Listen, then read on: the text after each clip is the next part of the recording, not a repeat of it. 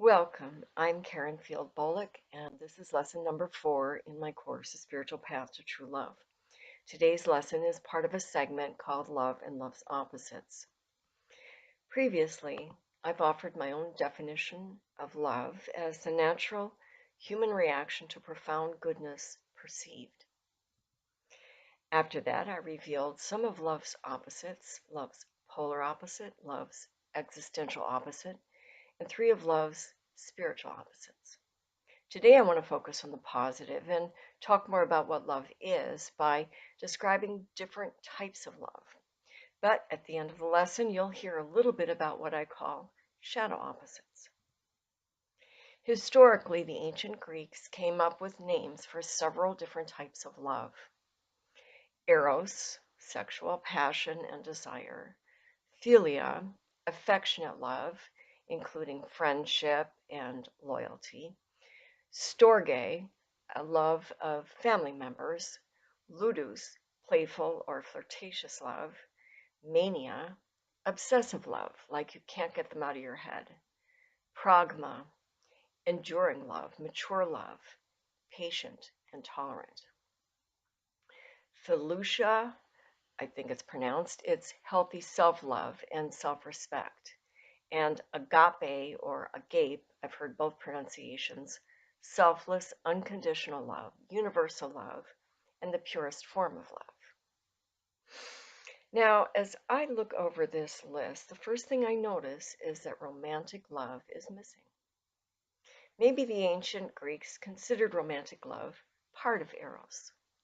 It's possible that romantic love wasn't yet recognized in those times as something separate. I've heard that some people believe romance wasn't invented until the Middle Ages. In this lesson, though, I'm going to show you why romance has always existed in some form in a love relationship, and why romance and intimacy are actually 2 different states that only sometimes overlap. According to the dictionary, romance involves distance, mystery, fascination, and idealization. By contrast, intimacy removes all distance. Partners get very close when they're intimate. The problem is that when 2 people are intimate for a long time, they experience more and more familiarity and predictability. This means they gradually lose a sense of distance, mystery, and fascination. Fortunately, there's hope. Anthropologist, romance expert, and author Helen reports that some couples maintain passion in love throughout their lives together. Fisher cites one couple that claims humor and sex are their keys to long-term passion.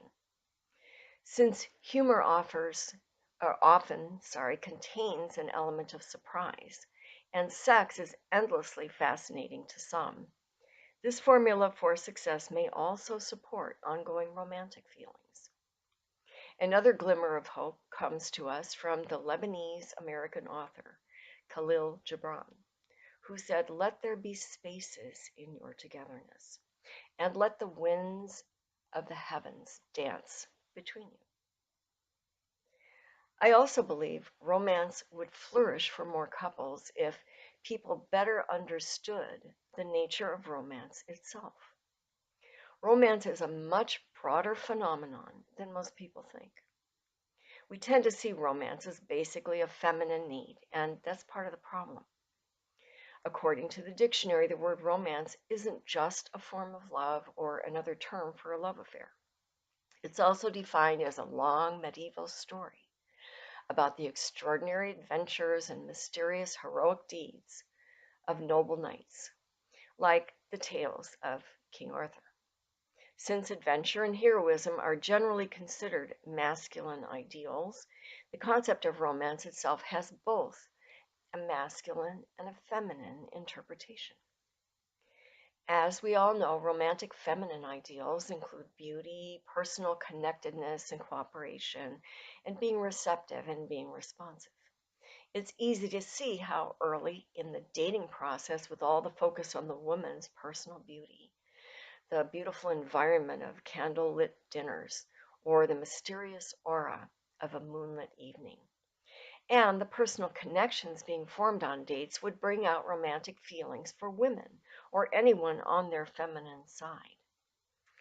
But the masculine ideals in romance appear to involve things like adventure, travel, accomplishment, conquest, winning, heroic rescues, protectiveness, and leaving your mark, whether in war or in business, mountain climbing, or personal relationships.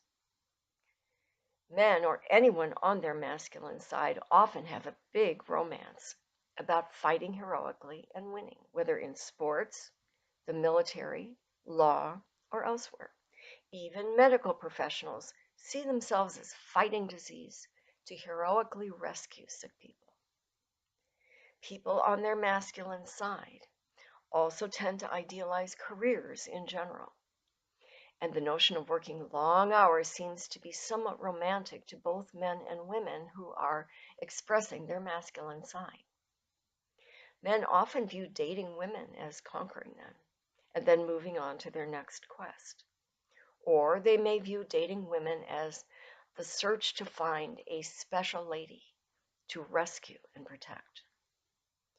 These behaviors represent the masculine romantic ideals of strength, skill, achievement, conquest, protectiveness, and leaving a mark on society.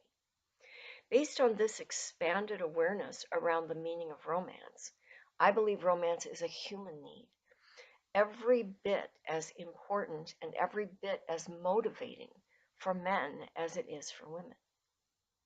When men or women living on their masculine side want to have fun, they indulge in their masculine romantic ideals.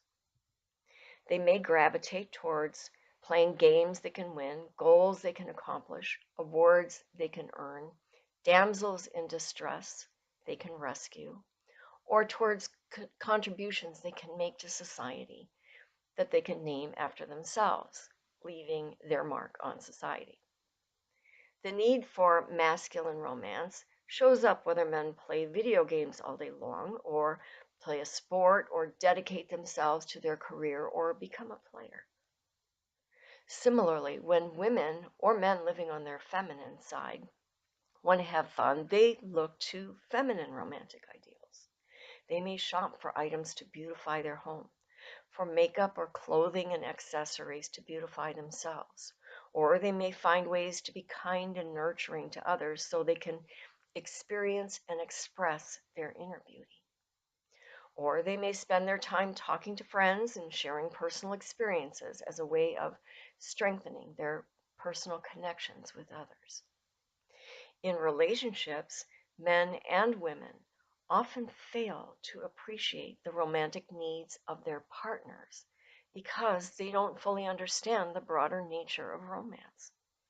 They also don't realize how important romantic ideals are for both men and women who are eager to enjoy life and love. So, in the process of falling in love, I believe that romance occurs first before eros, or passionate intimacy. Here's what I mean. When people get first impressions of each other and find each other attractive, they tend to see each other in broad, idealized terms, like, wow, she's so beautiful, or she's so sweet, he's so strong, or he's so dynamic. Recognition of those romantic ideals immediately sparks desire. Dwelling on that initial idealized perception of goodness can build up greater passionate desire, whether it leads to something or not. For some couples, the initial romance could last throughout the entire 5 minutes before they hook up. And the romantic feelings could peter out by the next morning as the ideals are canceled out by the realities. Other couples spend months or even years in the romantic stage of a relationship before moving to intimacy. Historian Diane Ackerman writes about courtly love, a style of romantic love that was codified in European society in the Middle Ages. In courtly love, knights and other men of stature may have had crude sex with lowly wenches, but they spent their days admiring and desiring a certain lady from a distance, a woman they perceived as virtuous. This could easily be someone else's wife, although it could be any woman of status whose refined appearance struck the man as signaling her high character. According to the rules of courtly love, a knight would never actually pursue his lady physically. Although, as Ackerman says, presumably not everyone played by the rules. But the lady was supposed to serve as his inspiration, his muse, and in his mind, he would dedicate his heroic deeds, his hard work, even his life to his lady. Today, romantic feelings usually lead people to establish an intimate relationship. After intimacy begins, the couple's passionate attraction may continue or die, but if it continues, there's usually enough distance and mystery between the new partners for quite a while to keep the romance alive as they get to know more about each other and learn from each other and from the process. The overlap of romance and intimacy constitutes the honeymoon phase of a relationship. If the partners stay together long enough, though, the distance and mystery that feed romance often gets squeezed out by their increasing knowledge of one another, the replacement of surprise with predictability, the boring but necessary routines of daily life, and the challenges of living in close quarters and enduring various stresses together. For many couples, each partner's idealized image of the other is eventually dispelled. That challenges each partner to mature by working harder to live up to his or her highest potential so that each one can re-inspire the other, although this can be a tall order. Unless the partners work to keep intimacy in balance with mystery and distance, and unless each partner works to mature through his or her own growth challenges rather than demanding that the other one do all the growing, the proximity of long-term intimacy can kill romance. Another thing I noticed about the list of ancient Greek types of love is that all love relationships within the family share one label, storge. But I think it's a mistake to group different family relationships into one category. For example, in Erich Fromm's book, The Art of Loving, he writes extensively about the difference between maternal love and paternal love. To Fromm, maternal love is an all-encompassing oceanic feeling of timeless, unconditional love, whereas paternal love is conditional love that involves setting limits, holding a child to certain standards, and teaching the child rules for adult living. To me, this makes a lot of sense when you consider the way babies, children, and even teens, and sometimes adult offspring, seek different specific things from each parent. Furthermore, we all know from experience that children don't love their parents in the same way that parents love their children. Lewis Carroll, the author of Alice in Wonderland and Through the Looking Glass, was not just a fiction writer, but also a serious thinker who studied the nature of love. In writing his nonfiction book about love, he started by identifying need-based love versus gift-based love. Later on, he realized those categories were too general, and he came up with a more complex system.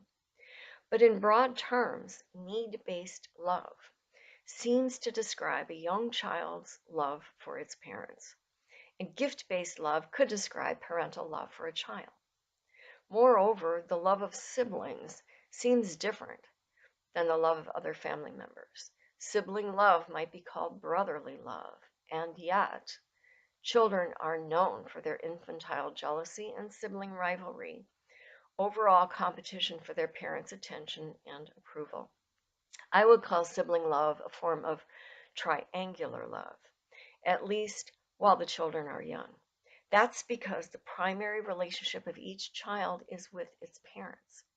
And a child's love for a brother or sister is largely based on getting the parents' approval when the parents try to teach the kids to love each other. I think the term brotherly love is best reserved for adults who relate to other adults in a close, friendly way as brothers and sisters in spirit, whether they're actually adult siblings or just like-minded good friends. Thanks to Plato, the term platonic love has also been handed down to us from ancient Greece. Platonic love is a type of friendship between two people who could potentially be lovers, but definitely are not. And through mythology, the ancient Greeks gave us a term for a type of love called narcissistic love, the unhealthy form of self-love.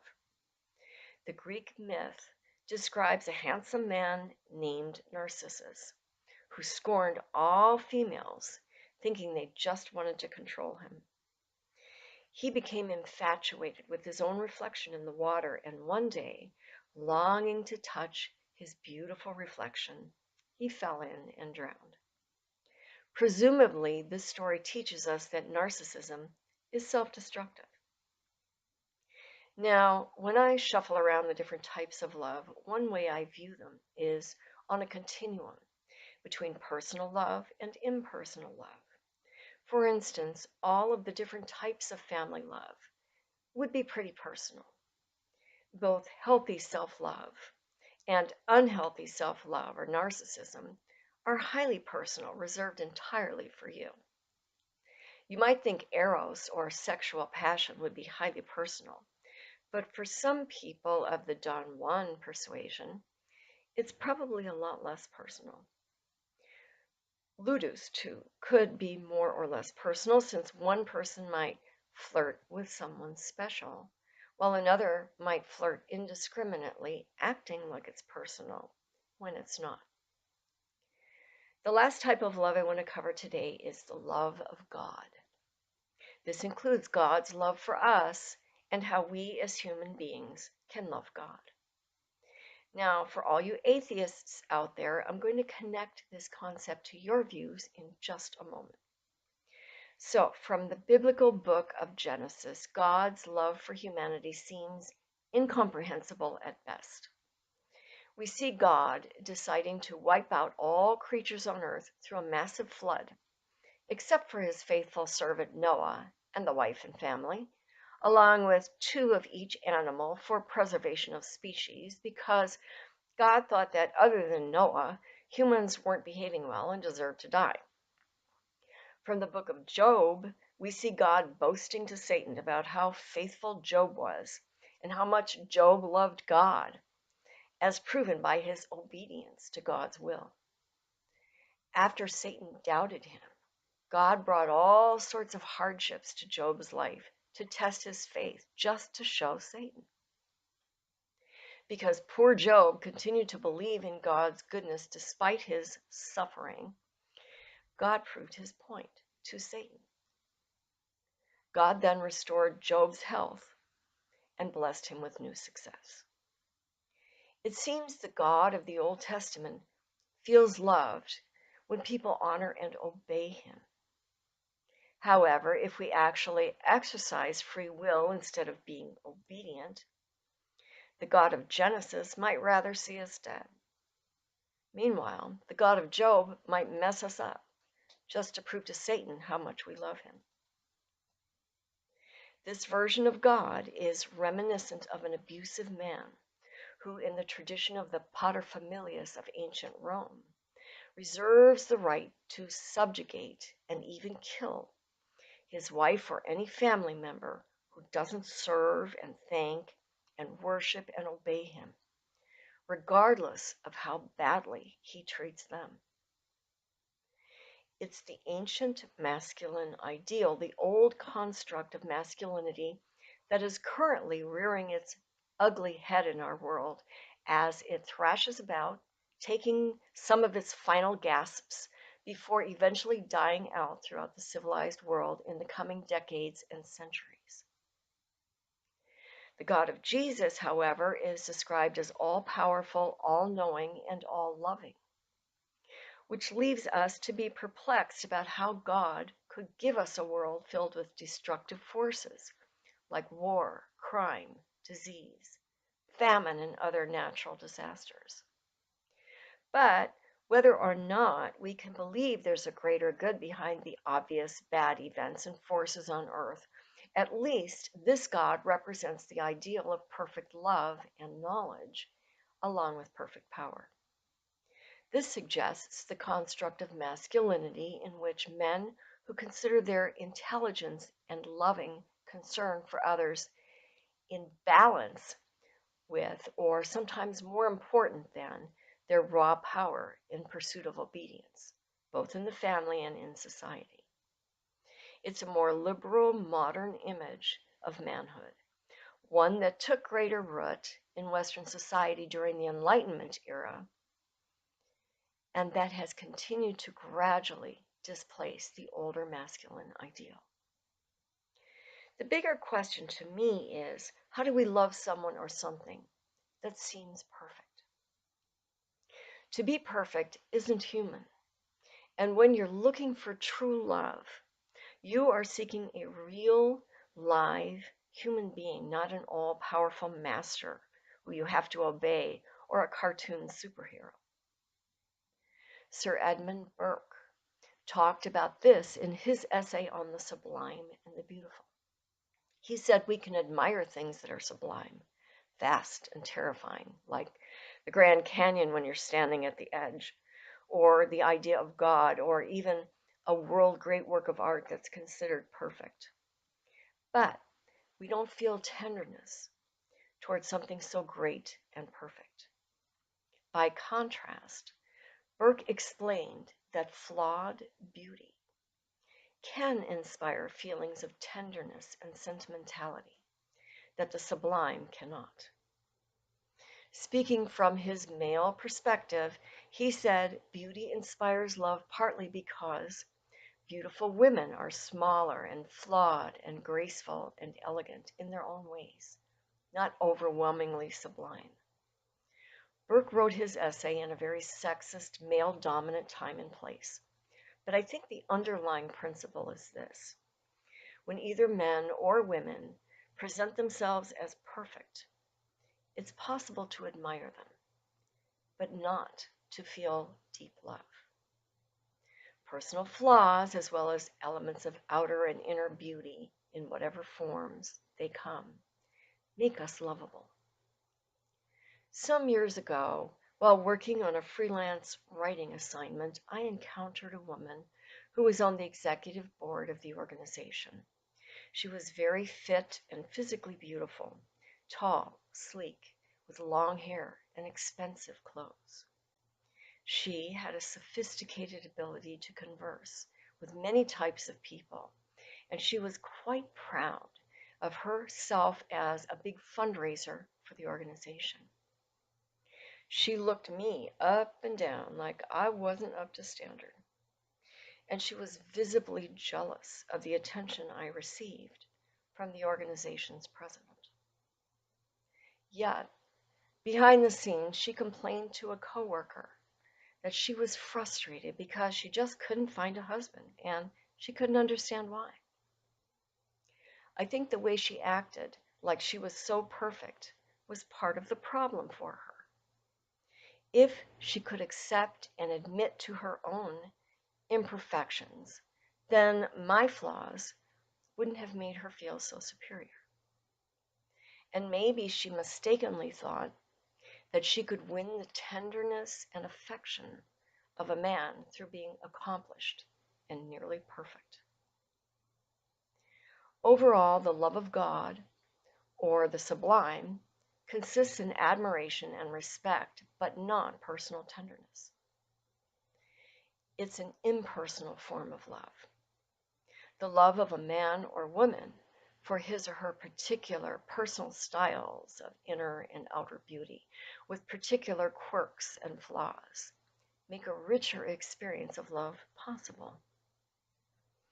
Only presenting yourself honestly, with both self-respect and appropriate humility, will give you a chance for the highest experience of true love. Finally, in regard to different types of love, I've identified another one of love's opposites, one I call shadow opposites. Briefly, this could be a type of love that's missing in a relationship or an element or expression of love that's missing, even though other types or elements of true love are present. For example, you and your partner may experience passion and romance, but no real friendship because you don't really trust each other. Or you might have mature love, but never experience playfulness or romance. You may have lots of familial love without a bit of healthy self-love in relation to your family. Now, you can say that each of these experiences involves some aspects of true love. That would be true. But obviously, your love is compromised because the absence of the other type of love casts a shadow on the relationship. In lesson number 5, I'm going to cover elements and expressions of love, and I'll delve further into shadow opposites. Until then, you can look at the readings listed below if you'd like to reinforce today's lesson. I wish you the best of luck integrating this lesson into your life. Bye for now.